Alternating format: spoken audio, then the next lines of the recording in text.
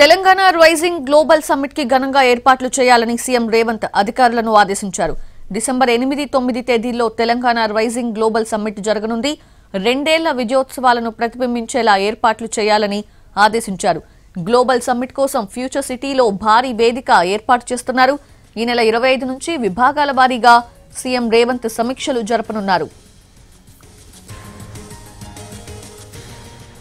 Telangana rising global summit ని ప్రతిష్టాత్మకంగా తీసుకుంది రేవంత్ సర్కార్. 2 ఏళ్ల కాంగ్రెస్ పాలనను పూర్తి చేసుకోబోతున్న సందర్భంగా పెద్ద ఎత్తున సమ్మిట్ ని నిర్వహిస్తోంది. ఇందులో భాగంగానే తెలంగాణ రైజింగ్ 2047 పేరుతో డాక్యుమెంట్ ని కూడా రూపొందిస్తోంది. డిసెంబర్ 8, 9 తేదీల్లో జరిగే ఈ కార్యక్రమాన్ని విజయవంతం చేసేందుకు గాను సలహా మండలిని ఏర్పాటు చేసింది ప్రభుత్వం.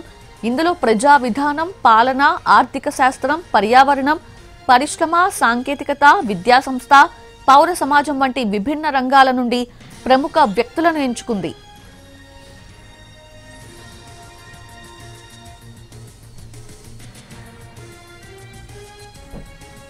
డిసెంబర్ 8, 9 తేదీల్లో ఫ్యూచర్ సిటీలో జరగనున్న తెలంగాణ రైజింగ్ గ్లోబల్ సమ్మిట్ ని ప్రతిష్టాత్మకంగా నిర్వహించేందుకు ప్రభుత్వం కసరత్తు చేస్తోంది. భవిష్యత్తు ప్రణాళికలను ప్రపంచం ముందుంచేందుకు ఇది మంచి అవకాశమని సర్కార్ భావిస్తోంది.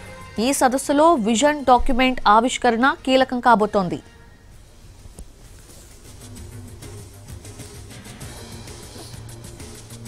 ఇక ఈ సదస్సులో వివిధ రంగాలకు చెందిన సుమారు 1300 మంది పాల్గొంటారు. పారిశ్రామికవేత్తలు, ఐటీ నిపుణులు, గ్లోబల్ ఇన్వెస్టర్స్, దౌత్య ప్రతినిధులు, క్రీడా, సినీ ప్రముఖులను కూడా ఆహ్వానిస్తున్నారు.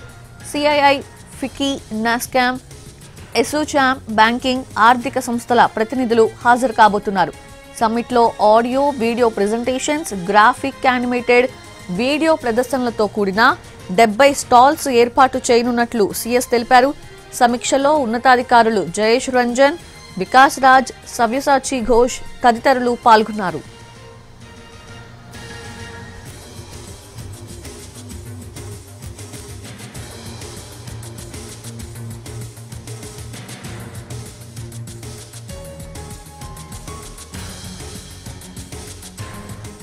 డిసెంబర్ 9న తెలంగాణ రైజింగ్ 2047 పాలసీ డాక్యుమెంట్ ని ఆవిష్కరించాలి అన్నారు.